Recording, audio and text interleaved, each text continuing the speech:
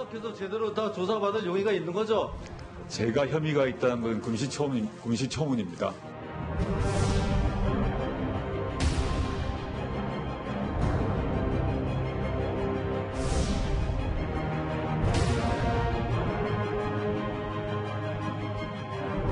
소위 공직자 윤리 시스템에서 그걸 최종적으로 공개하기 이전에 출력을 해가지고 당사자의 서명 날인을 받습니다. 네. 하셨을 거 아닙니까? 그때 못 보셨다고요?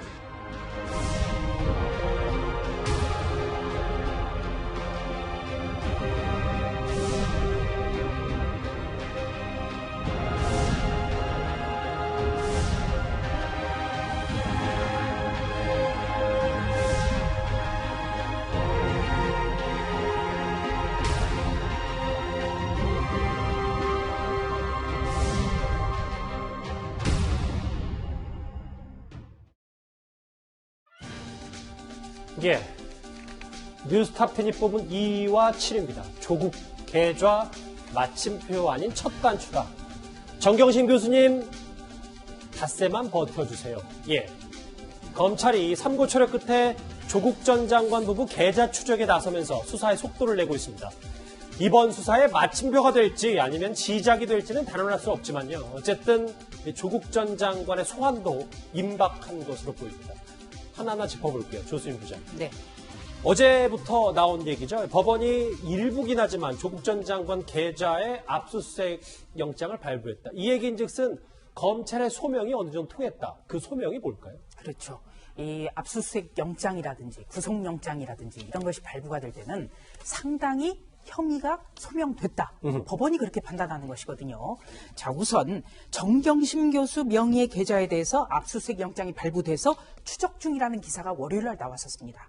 그리고 어제 검찰에서 확인해 준 것은 조국 전 장관 명의의 계좌에 대해서 지극히 국한적으로 압수수색 영장을 발부받아서 추적을 시작했다. 이걸 확인해 줬어요. 그렇다면 그동안에 무슨 일이 있었느냐.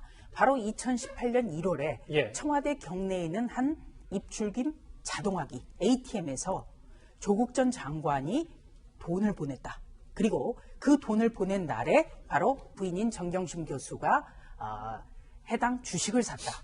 이런 보도가 나왔다는 거죠. 그렇죠. 네, 그렇기 때문에 법원에서도 이번에는 영장을 발부했다. 이렇게 보여지는데 지금까지 이 검찰의 이 계좌 압수수색 영장만 해도 벌써 3차례 이상 기각됐다라는 보도도 나왔어요. 그렇죠. 그래서 법원이 왜 이렇게 혐의 입증에 대해서 검찰 수사에 대해서 좀 저해하고 있다. 이것이 안타깝다. 이런 생각을 지을 수가 없습니다. 예. 어쨌든 뭔가 하나 검찰이 찾았다라는 분석이 이렇게 많아서 자, 그런데 때문에 검찰이 이렇게 뒤늦게 압수수색에 나선다는 비판이 나왔던 서울대 연구실에 대해서도 사실은 사모펀드와 관련된 보강수사 차원이었다는 분석도 나오고 있습니다. 이렇게 보시는 것처럼 이 말이요. 핵심 증거가 될지도 모르는 조국 전 장관의 컴퓨터 때문입니다. PC도 지급을 해줬다고요. 서울대 법대에서요. PC 자체. 그런 사실 있잖아요. 네, 그렇습니다. 예. 그것도 집에 가져간 거 아니에요. 중고가 되게 되면 집에서 네. 쓰고 있습니다. 예. 그거는 물품관리법 위반이에요. 이게 윈도우 그래서- 프로그램 때문인지 하드웨어인지는 제가 이 보도를 보고 오늘 확인을 해야 되는데요. 그래서인지 김태현 변호사님, 이 압수수색 때 검찰이 찾았던 이 연구실 PC 있잖아요, 컴퓨터. 이게 어쩌면 조국 전 장관이 이제 부인의 차명 주식 투자를 알았을 개연성에 초점을 두고 증거를 찾기 나섰다라는 분석까지 나옵니다. 뭐 그럴 가능성도 있는 거죠. 그러니까 검찰 입장에서 거기 이제 뭐가 있는지는 알 수는 없어요. 근데 어쨌든 조국 전 장관이 본격적인 피의자로 등장을 했으니 집에 있는 컴퓨터 같은 경우에야 뭐 정경심 교수도 쓸 수도 있고 조 장관, 전 장관 쓸 수도 있고 아이들도 쓸 수도 있지만 연구실에 있는 PC는 오직 본인만이 쓰는 거 아니겠어요? 그러니까 예를 들어서 집에 있는 PC에서 뭔가 자료가 나고 코린 그 PC든 그게 이제 공익인구법사센터에 위조된 것이든 나오면 이거 우리 남편이 한 게나 제가 한 건데요? 라고 할 수도 있는 거죠. 그럼 예. 실제로 정경심 교수만 했을 수도 있는 거고 집에 있는 PC는 다 같이 쓰잖아요. 모든 가족들이. 그렇죠. 그러니 집에 있는 PC에서 뭔가 자료가 나온 걸 가지고 피의자를 조국 이렇게 특정해서 피고인 조국 이렇게 기소하기는 조금 부족하다고 볼 수도 있어요. 왜냐하면 정경심 교수가 제가 한 겁니다라고 진술을 계속 한다고 하면 그러면 검찰 입장에서 보면 똑같은 자료라도 그게 연구실 PC에서 나오면 그건 빼도 박도 못하고 조국 전 장관이 했다라고 볼 수 있는 건 아니겠습니까? 그러니 그것이 이제 뭐 코링크 P에 관한 것이든 아니면 공익인법센터에 관한 것이든 뭐 증거인멸, 증거 위조에 관한 것이든 간에 어쨌든 그 행위를 한 주체가 정경심 교수가 아니라 남편인 조국 전 장관임을 특정하기 위해서 조국 전 장관만이 사용했던 연구실 PC를 보려고 서울대 로스쿨에 들어간 거죠. 네, 우선 조국 전 장관과 관련된 혐의는 크게 3가지 정도 되죠. 자녀의 학력 위조 의혹, 그리고 사모펀드 문제, 웅동학원 비리 의혹, 이 3가지인데, 우선 사모펀드와 관련해서 조금 구체적인 정황이 계속해서 나오고 있는 것도 사실이고, 예. 또 이 서울대 법대 인권법센터에서 만들어졌다는 2 자녀의 인턴 증명서, 이것이 조국 전 장관의 PC에 담겨져 있을 것이라는 추론은 2달 전부터 가능했어요. 또 한인섭 교수가 인권법센터장인데 본인은 이런 증명서에 대해서 모른다고 검찰 조사 때 이야기를 했습니다. 중요한 거는 왜 서울대 연구실에 대한 압수수색 영장이 지금에서야, 검찰 수사 착수 2달이 넘어서야 발부됐는가. 이것도 참 우리가 따져볼 문제입니다. 과연 수사하는 2달 동안 서울대 연구실에 컴퓨터가 온전히 남아있을까요? 이것이 안타까운 점입니다. 예.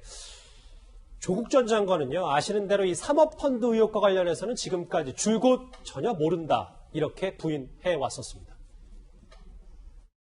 윤석열 총 검사 제가 별로 좋아하진 않지만 이거에 대해서 지금 수사를 하게 돼 있습니다. 가서 출석해서 제대로 다 조사받을 용의가 있는 거죠. 제가 혐의가 있다는 것은 금시초문입니다. 불법이라고 생각을 했다면 공직자 신고에서 이 펀드를 물론 뭐 제가 직접 신고하지 않았지만 신고를 했겠습니까? 코링크에 대해서 전혀 모른다고 하셨죠. 이번 검증 예. 과정에서 비로소 제가 알게 예. 되었습니다. 저희 공직윤리 시스템에서 그걸 최종적으로 공개하기 이전에 출력을 해가지고 당사자의 서명 날일을 받습니다. 하셨을 거 아닙니까? 그때 못 보셨다고요? 그때도 코링크라고 표시가 되어 있습니다. 그래서 지금 검찰이 어느 정도까지 이 수사에 진척이 있는지는 저희 전혀 알 수 없는데, 장현철 평론가님, 아까 조세인 부장도 지적했지만 조금 뒤늦게 이 서울대 연구실에 압수수색이 됐기 때문에 거기에 얼마나 증거가 남아있을지도 알 수 없고, 글쎄요, 뭐 검찰이 바라는 대로 수사가 이루어질지에 대해서는 여전히 알 수가 없네요. 네, 그러나 계좌 추적이 이제 됐잖아요. 계좌 내역을 확보하게 되었고 서울대 연구실 PC를 통해서 검찰이 가장 집중적으로 들여다보고 싶은 것은 2018년 1월 조국 전 장관이 청와대 ATM에서 2차례에 걸쳐서 5천만 원을 송금한 것, 이 자금 출처가 어떻게 되는 것이고, 이 자금이 과연 정경심 교수가 WFM 차명 주식 매입하는 것을 알고도 보낸 것인가, 인지하고도 있었던 것인가, 여기에 수사의 초점이 맞춰질 것 같아요. 다른 부분 같은 경우는 뭐 코링크피 설립하는 것이라든가, 뭐 WFM 경영권 인수한 부분, 정경심 교수가 차명으로 주식을 뭐 확보했다는 의혹 같은 경우는 조국 전 장관이 직접적으로 개입했느냐에 대해서는 여러 가지 법리적 다툼이 있을 수 있습니다. 그런데 계좌 추적이나 이 연구실 PC 압수를 통해서 5천만 원 2번을 보낸 것은 본인이 직접 송금한 사실로 지금 드러나고 있지 않습니까?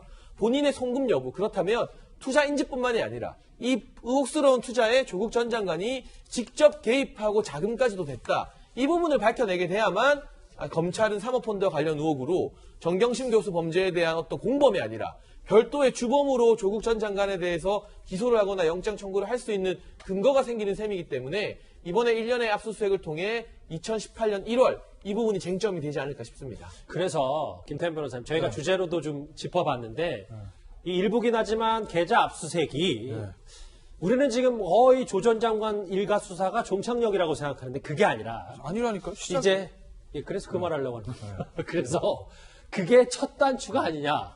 이렇게 갑자기 이렇게 역정을 내시면 어떡합니까? 제가 어제도 말씀드렸습니다. 그래서 예. 그래서 첫 단추가 아니냐라는 분석이 나오는 이유도 그건 것 같아요. 그래서 조 전 장관이 구속이 되는 거 아니냐라는 얘기까지 나오고 있습니다. 해명을 하자면 역정이 아니고 우리 시청자 여러분께 올바른 정보를 드리기 위해서 제가. 알겠습니다. 그러니까 정경심 교수는 다음 주 월요일이 구속기간 만료기 때문에 수사는 이제 끝나는 겁니다. 기소하는 거예요. 하지만 조국 전 장관에 대한 수사는 지금부터 시작이다. 제가 어제도 말씀드렸어요. 왜냐하면 계좌 압수수색이 이번에 됐고 그다음에 서울대 연구실 PC를 서울대 연구실에 있는 개인 PC를 가져갔기 때문에 조국 전 장관에 대한 본격적인 수사의 시작을 알리는 신호탄이 이제부터 시작이 될 겁니다. 그래서 제가 말씀드린 대로 뭐 언론에서 지목한 뭐 지난주다 뭐 곧 소환할 거다라고 하는데 제가 처음부터 말씀드렸죠. 소환 빨리 안 할 거라고. 그렇죠. 주변 증거 다 확보를 하고 나서 정경심 교수 구속 기소한 다음에 소환해도 됩니다. 그럼 급하게 할 필요 없어요.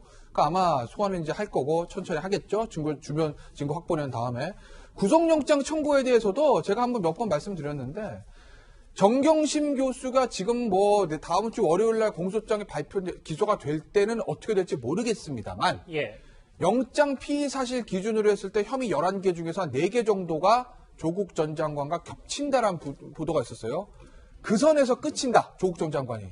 그러면 조국 전 장관 영장 못 칩니다. 제가 단언하건대 영장 못 칩니다. 왜? 부인이 구속됐는데 부인보다 죄가 적어요. 그 남편을 똑같이 영장을 치기란 검찰 입장에서 굉장히 부담스러울 거예요. 예. 영장 못 칩니다. 그런데 그게 아니라 플러스 알파가 있다면 지금 검찰은 아마도 제가 추측하건대 플러스 알파를 보는 것 같아요. 왜? 그냥 정경심 교수 11개 형님 중에서 4개 공범 정도였으면요. 벌써 조국 전 장관 한 두어 번 불러서 조사하고 같이 기소했을 겁니다. 그게 아니거든요. 아직 소환도 안 했거든요. 주변 지금 압수수색들을 통해서 증거 확보하는 차원이거든요. 그렇다고 보면 플러스 알파. 일부 언론에서 보도됐던 뇌물죄 혐의 이런 것들을 검찰이 좀 들여다보고 있다라고 저는 추측을 해보고 예. 만약에 그래서 검찰 입장에서 보면 뭐 뇌물이 입증이 쉬운 건 아니겠지만 자 우리가 조사를 해봤더니 뇌물 혐의가 있는 것 같습니다 라고 검찰이 판단하면 그건 영장을 안 칠 수가 없죠. 그렇게 되면. 알겠습니다. 김태현장님 그래서 이제 마침표가 아니라 첫 단추라고 네. 재차 강조를 하셨군요. 알겠습니다. 어쨌든요. 검찰이 이렇게 조국 전 장관을 소환하기 위해서는 정경심 교수의 조사에 진척이 있어야 할 텐데요. 연일 건강 문제를 호소하는 바람에 수사에 난항을 겪고 있다는 얘기도 들립니다. 조국 전 장관의 동생도 마찬가지입니다. 건강 상태는 좀 괜찮으신가요? 혐의 전부 부인하셨나요? 오늘 혐의 소명 충분히 하셨습니까? 네, 좀 한편입니다. 뭐 어떻게 말을 하셨는지. 지금 몸이 좀 많이 안 좋습니다. 혹시 뭐 강제 집행 면탈 혐의에 대해서는 어떻게? 혐의에 대해서 조금씩 다 했었습니다. 지금 오늘 몸이 안 좋았어요. 건강상을 이유로 불출석 사유서 제출한 얘기는 잠시 뒤에 짚어볼 텐데 먼저 김종욱 교수님. 네. 그 얘기를 하기 전에요. 저하고 화면 같이 보시죠. 이 주제의 당사자 작가 공지영 씨인데 네. 닷새만 더 버텨주세요. SNS는 어제 저희가 정경심 교수에게 구치소로 손편지가 많이 간다고 했는데 이런 얘기까지 오늘 또 나왔습니다. 저는 진짜 뜬금이 없는데요. 왜냐하면 제가 조국 교수를 저렇게 지키려고 하는 건 좀 나름대로 이해가 되는데 정경심 교수를 저렇게 지키려고 하는 건 저 뜬금포 같은 거라 생각이 드는데요. 왜냐하면 지금 사문서 위조 상호폰도 아까 말씀드렸지만 11가지 혐의를 가지고 검찰 조사를 받고 있는 상황인데 예. 무슨 닷새를 더 버텨줘서 이런 얘기를 한다라고 하는 게 이 문제 때문에 많은 사람들이 입시가 공정한 거냐, 그다음에 우리 시장을 갖다 교란시키는 거 아니야, 이런 많은 얘기들이 많은데 여기에 대해서 소위 저런 식의 접근을 한다고 얘기하면 저는 저 공지영 작가께서 계속 대통령을 지켜야 된다, 검찰개혁을 지켜야 한다라고 말씀하시면서 오히려 그 대통령을 지지하는 내부를 갖다가 분열시키는, 그리고 이 내부에 계신 분들이 실제 민심을 잘 모르는 거 아닌가라고 하는 의심을 갖게 하는 이런 일들을 저는 저분이 한다는 생각이 드는 거고요. 핵심은 뭐냐면 검찰개혁 핵심 그런 거 아닙니까? 적어도 촛불 국민들이 그 겨울에 그렇게 엄청나게 많이 나와서 국정이 농단되는 과정을 이렇게 우리가 아무것도 모르고 지나왔느냐. 거기에 대해서 소위 고위층들이 권력을 사유하는 것들을 막을 수 있는 길이 무엇일까라고 하는 측면에서 검찰개혁, 공수처, 검경수사권 조정이라는 문제를 가지고 왔다면 저는 핵심은 뭐냐면 국민들이 요구다. 국민들을 위해서 해야 된다고 말씀하신 제가 오케이 하겠어요. 근데 갑자기 저기서 정경심 교수를 지켜야 된다?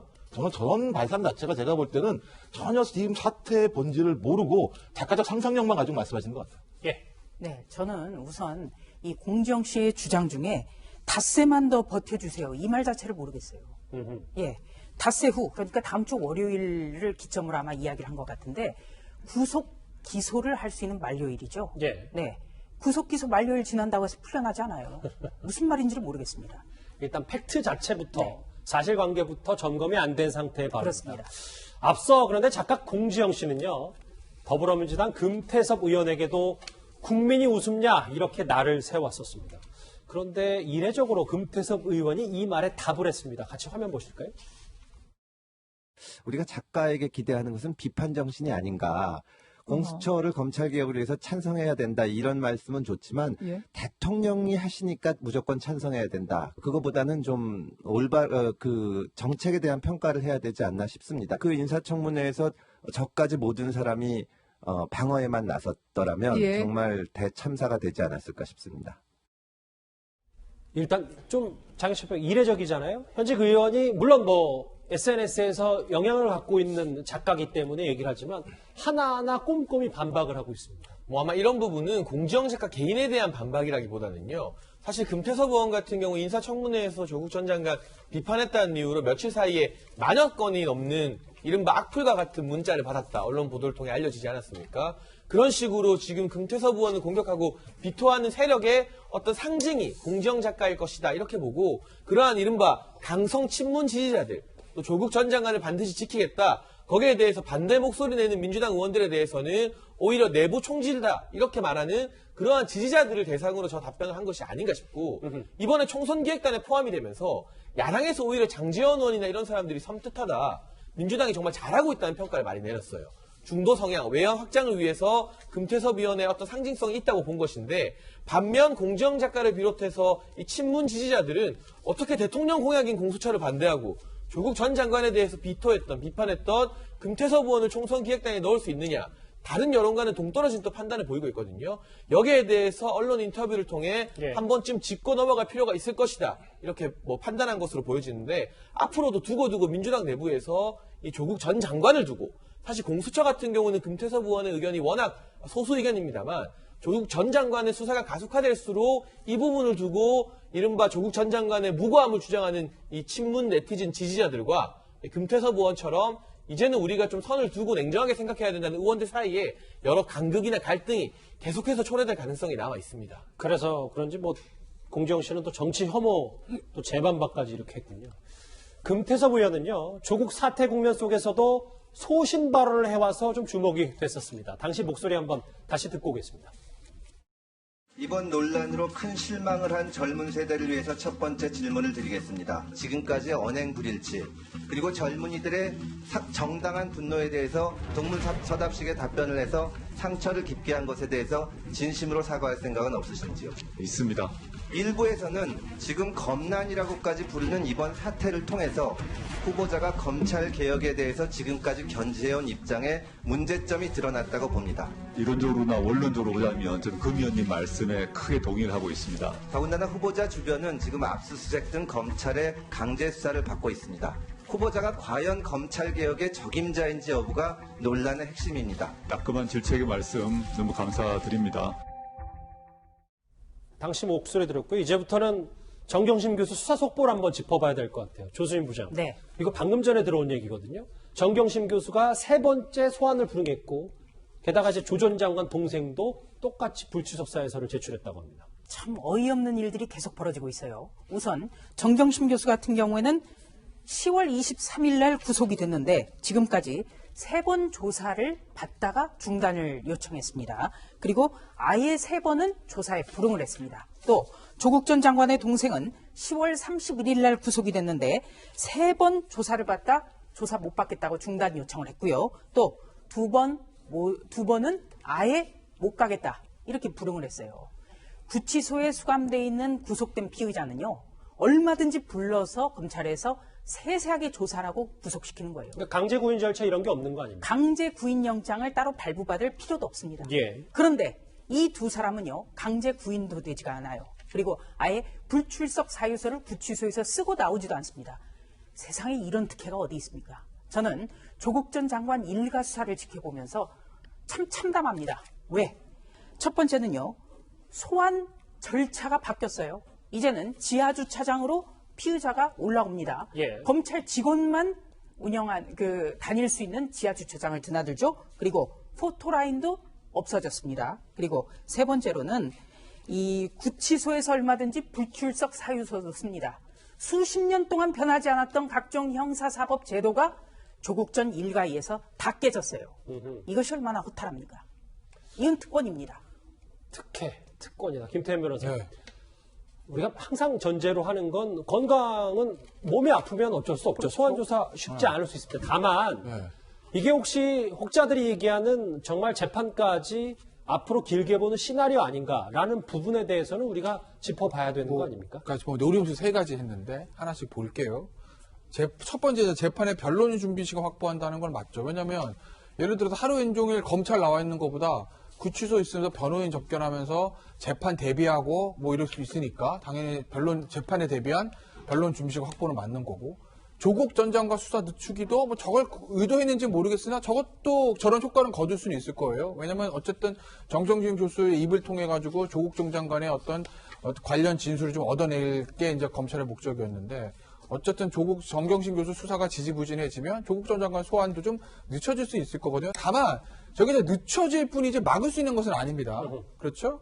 결국 이제 3번째인데, 수사 지연될수록 검찰은 부담. 저건 이제 조국 전 장관 수사 늦추기와 연관이 돼 있는 건데, 저는 사실 검찰 입장에서 뭐 수사가 빨리빨리 되는 거예요. 정경심에서 매일 조사 받는 것보다는 좀 안 좋겠지만, 큰 검찰의 어떤 수사 진행과 공판 준비 방향에는 대세의 지장은 없습니다. 왜? 검찰 입장에서 정경심 교수가 자백하기를 기대했을까요? 어차피 정경심 교수가 부인할 걸 검찰은 알았을 겁니다.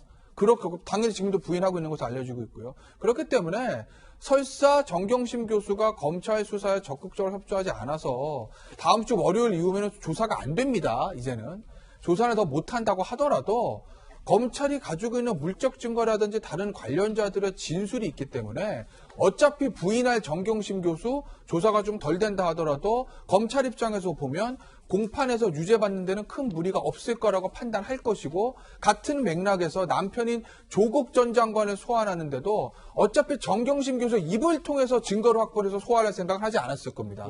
그렇기 때문에 큰 대세에 지장은 없다라고 말씀을 좀 드리겠습니다. 예, 그러면 많은 시청자분들이 아마 궁금해하실 법합니다. 구속된 피의자가 검찰 조사를 앞두고 몸이 아프면 어떻게 할까? 궁금하시겠죠? 예. 예, 이런 경우에는요, 일단 구치소에서 검찰 조사실로 옵니다, 피의자가. 그래서 여기에 대해서 검사가 다시 한번 육안으로 보고 조서를 씁니다. 이러이러한 이유로 검찰 조사를 하지 못했다거나, 이러이러한 이유로 검찰 조사가 중단됐다거나, 이런 조서를 쓰고 피의자가 서명 날이 납니다. 그렇기 때문에 구치소에서 아예 불출석 사유서를 쓰고 이렇게 나오지 않는 경우는 특혜입니다. 알겠습니다. 조 전 장관 수사 속보는 여기까지 정리하고요. 다음 주제 넘어갈 텐데요. 이번에는 여의도 정치권으로 가봅니다. 주제 같이 확인해 보시죠.